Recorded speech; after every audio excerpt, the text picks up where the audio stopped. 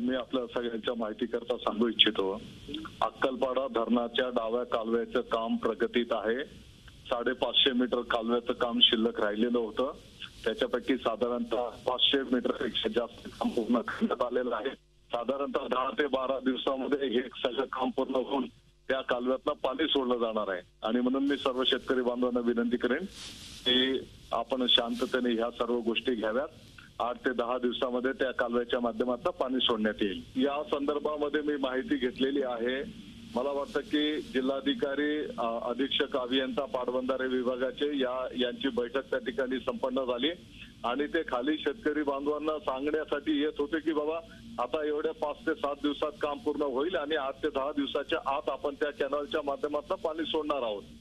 अशा प्रकारचं सांगून ते जे काही आंदोलन करते होते त्यांचं त्या ठिकाणी निराकरण करणार होते। मी सगळ्या ह्या प्रकरणाची गंभीरपणे दखल घेईल, परंतु आपल्याही माहिती करता की त्याच आंदोलनकर्त्यांची शिष्टमंडळाशी जिल्हाधिकारी पाटबंधारे विभागाचे अधिकारी चर्चा त्यांनी केलेली होती।